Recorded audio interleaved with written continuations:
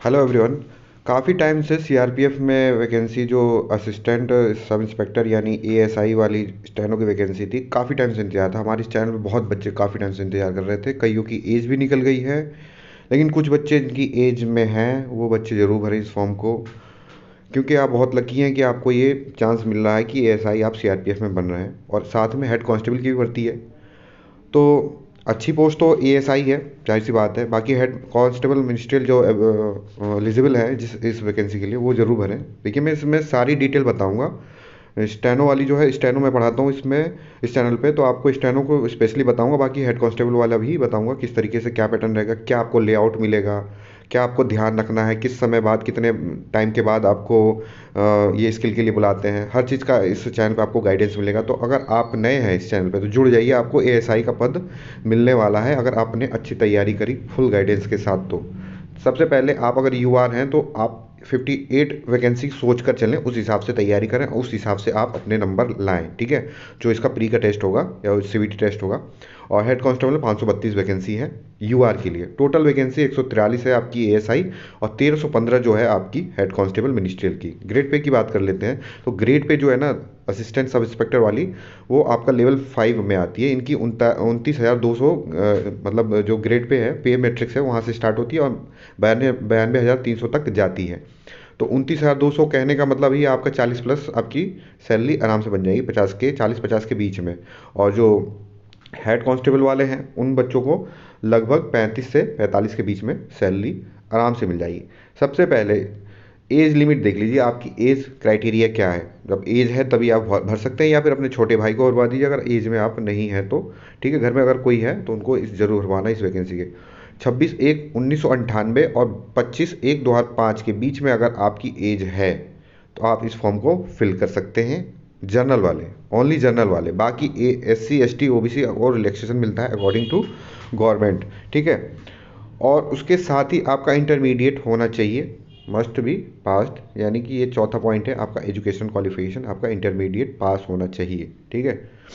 और website CRPF India के, आप उस पर जाके आप फॉर्म फिलअप कर सकते हैं, ये बात लिखी है। अब देखते हैं इसकी इंपॉर्टेंट डेट्स। इंपॉर्टेंट डेट्स में आप क्या है, 4/1/2023 से ये लॉ स्टार्ट हो जाएगा। अब ये 25/1/2023 तक आप फॉर्म भर सकते हैं। साथ में जो एडमिट कार्ड है, जो सीबीटी का, वो भी इसमें डिक्लेयर कर दिया गया है। आपका 15/2/2023 को होगा, और 22 से 28 के बीच में आपका पेपर होगा सीबीटी, ठीक है। बहुत कम समय है, बहुत कम समय है। आप अच्छी से तैयारी अभी से ही लेके चलिए, आपको इसमें चांसेस है कि आपका हो जाएगा सिलेक्शन। जिन बच्चों ने इंतजार कर रखा है सीआरपीएफ स्पेशली तैयारी करी है, तो ऑनलाइन फॉर्म है, आप देख लीजिए। 25 तारीख से इसको फॉर्म पहले भर देना। लेवल मैंने आपको बता दिया है, टोटल फॉर्म कितने होंगे आपका वो भी बता दिया है मैंने, कितने इसमें सीट्स हैं, ठीक है। जनरल बच्चे स्पेशली अपना ध्यान रखना। और एज का देखिए, यहाँ पे आपका रिलैक्सेशन दे रखा है। ओबीसी 3 साल और SC ST 5 साल का रिलैक्सेशन है। बाकी देख लेना, और स्पेशल कैटेगरीज भी हैं। देखिए, एजुकेशनल क्वालिफिकेशन आपका जो है ना, 25/1/2023 से पहले आपका 10+2 हो जाना चाहिए। यानी कि जो बच्चे अभी इंटरमीडिएट में हैं वो भर सकते हैं, वो नहीं भर पाएंगे, ठीक है। तो आपका 10+2 25/1/2023 से पहले का होना चाहिए। 100 रुपये की फ़ीस है EWS OBC और जनरल के लिए, ठीक है। बाकी SC ST सर्विसमैन और इनके लिए कोई फ़ीस नहीं है। तो जो बच्चे SC ST और एक्स सर्विसमैन फीमेल कैंडिडेट्स हैं, वो तो भर ही दें बिल्कुल, चाहे पेपर देने जाएँ मत जाएँ, लेकिन फॉर्म भर ही दें, ठीक है। पास मिल गया तो आराम से पेपर दे देना, नहीं तो कोई बात ही नहीं है। 100 रुपये जो है जनरल और EWS और OBC के लिए है। तो ये आप जनरल वाले आप देख लें। देखिए, 3 सिटी आप चूज़ कर सकते हैं। आपको ये जो नीचे सिटी मैं दिखा रहा हूँ, आप इस हिसाब से 3 सिटी चूज़ कर सकते हैं जो आपको मिलेंगे ऑप्शंस में। आप वहाँ अगर आपका जो सीवीटी मतलब एडमिट कार्ड आता है, वो आपको 3 सिटी में ही कोई एक दे देगा। बहुत रेयर चांसेस होते हैं कि आपको दूसरी जगह दे दे। देखिए, यहाँ पे मैं उत्तर प्रदेश का दिखा देता हूँ आपको। आगरा, अलीगढ़, अयोध्या, गोंडा, गोरखपुर, झांसी, कानपुर, गाजियाबाद, मेरठ, नोएडा, बरेली, लखनऊ, मथुरा, मुरादाबाद, मुजफ्फरनगर, प्रतापगढ़, प्रयागराज, सीतापुर, वाराणसी। काफ़ी सारे मतलब हैं, आप भर सकते हैं। जो यूपी के बच्चे हैं वो देख लें, बाकी बिहार वाले बच्चे भी हैं जो ग्रुप पे हैं, वो भी देख सकते हैं। उनकी जो सिटीज़ हैं वो मैं दिखा दूँ आपको, बिहार की जो सिटीज़ हैं। ठीक है, कहाँ गया, बिहार। आरा, दरभंगा, भागलपुर, मुजफ्फरपुर, पटना, पूर्णिया और रोहतास। ठीक है, तो आप देख लीजिए ये आपको नोटिफिकेशन चाहिए तो मेरे टेलीग्राम पे चले जाके वहाँ से नोटिफिकेशन देख सकते हैं, या ऑफिशियल साइट पे भी आपको नोटिफिकेशन मिल जाएगा। देखिए, इस वीडियो की सबसे इम्पॉर्टेंट चीज़ यही है जो आपको देखनी है, स्कीमा ऑफ एग्जामिनेशन। एक एग्जामिनेशन पैटर्न किस तरीके का होगा। आपको सबसे पहले डीएमई नहीं, कंप्यूटर बेस्ड टेस्ट यानी स्किल टेस्ट होना है आपका। फिर उसके बाद आपका स्किल टेस्ट होगा, सीबीटी, फिर स्किल टेस्ट, देन आपका फिजिकल स्टैंडर्ड टेस्ट, फिर डीवी, और फिर उसके बाद डीएमई, मतलब आपका डिटेल मेडिकल एग्जामिनेशन होता है। तो यानी 1 2 3 4 5 5 स्टेप्स हैं। 5 स्टेप्स के बाद आपके पास नौकरी होगी। ठीक है, उस हिसाब से आप माइंड मेकअप कर लीजिए कि सबसे पहले आपको सीबीटी देना है, देन स्किल टेस्ट देना है, फिर फिजिकल स्टैंडर्ड टेस्ट यानी पीएसटी होगा आपका, फिर डीवी होगा, और डिटेल मेडिकल एग्जामिनेशन होगा। तो कुछ चीज़ें मर्ज होकर होती हैं, जैसे फिजिकल और डॉक्यूमेंट वेरिफिकेशन एक साथ ही हो जाता है। ठीक है, तो अब मैं आपको सीबीटी के बारे में बता दूँ। सीबीटी में आपको 100 क्वेश्चन मिलेंगे, 100 ऑब्जेक्टिव क्वेश्चन आपको मिलेंगे 1.5 घंटे के लिए यानी 90 मिनट के लिए। अब मैं उसका स्ट्रक्चर दिखा दूँ। 28 से, देखिए आप इस दिमाग को, इस डेट को दिमाग में रख लीजिए, 22 से 28 फरवरी 2023। हिंदी या इंग्लिश आपको चॉइस करना है। आपके ऑप्शन के हिसाब से मिलेगा। आपको 25 नंबर की हिंदी मिलेगी, फिर जनरल एप्टीट्यूड मिलेगा, मैथ्स यानी जनरल इंटेलिजेंस रीजनिंग मिलेगी, और क्वांटिटिव एप्टीट्यूड यानी कि आपको ये सॉरी ये दोनों हैं रीजनिंग के अंदर आ जाती हैं, सॉरी मैथ्स के अंदर आ जाएंगी, जनरल एप्टीट्यूड और क्वांटिटी एप्टीट्यूड।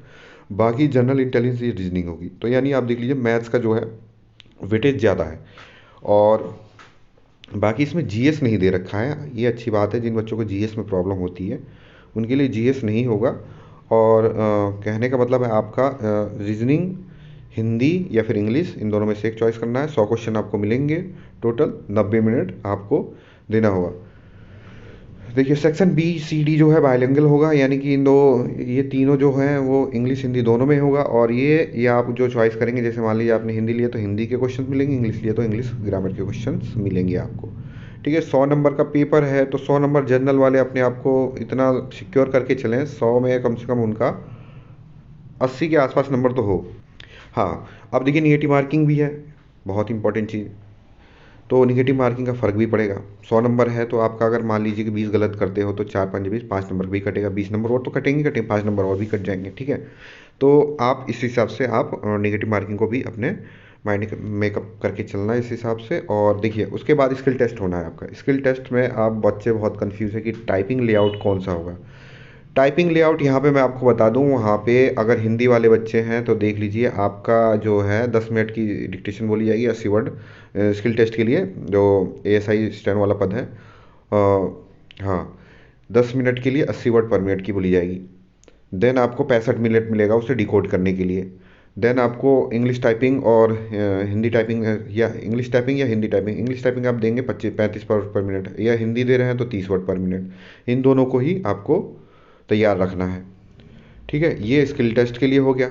अब स्किल टेस्ट में देखिए लेआउट के बारे में काफ़ी बच्चे कंफ्यूज हैं, तो मैं आपको दिखा देता हूँ। यहाँ पे देखिए साफ 13.333 जो ये है ना पॉइंट, उसमें देख लीजिए, यहाँ लिखा है skill test in Hindi shall be conducted only Remington GAIL layout with Mangal font, specimen of Mangal font will be available in website of crpf.gov.in। तो ये कहने का मतलब यहाँ पे ये है कि आपको रेमिंगटन गेल, मंगल जो फॉन्ट आता है उसका रेमिंगटन गेल ही आपको मिलेगा।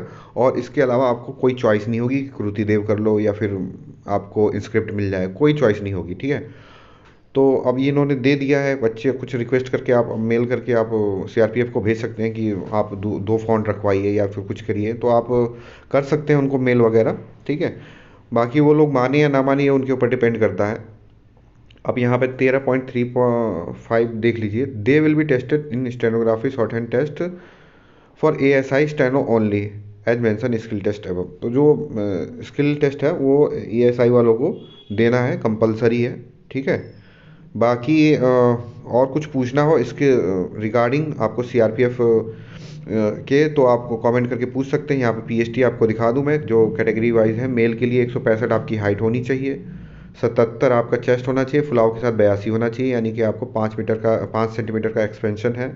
जो कुमाऊँ साइड के हमारे बच्चे हैं वो 162.5 हाइट उनकी होनी चाहिए, 77 इनकी भी चेस्ट है और फुलाव के साथ 82। ठीक है, और इसके अलावा फीमेल कैंडिडेट्स की हाइट जो है 155 बताई गई है, और इसके अलावा जो शेड्यूल ट्राइब्स की फीमेल्स हैं उनके लिए 185 हाइट है। तो इसमें आप अप्लाई करते हैं तो इस फॉर्म को ज़रूर भरिए, बहुत अच्छा मौका है, अच्छी खासी वैकेंसी है, इसको छोड़ना मत। और कोई भी गाइडेंस की ज़रूरत हो आप मुझे क्वेश्चन करके पूछ सकते हैं। इसके अलावा मैं डॉक्यूमेंट वेरिफिकेशन और स्किल टेस्ट पर डिटेल और एक दो वीडियो बना के आपको मैं इस चैनल पर बताता रहूँगा। तो अभी के लिए बस इतना ही। आप चैनल पर नए हैं तो ज़रूर सब्सक्राइब कर लीजिए। ठीक है, थैंक यू।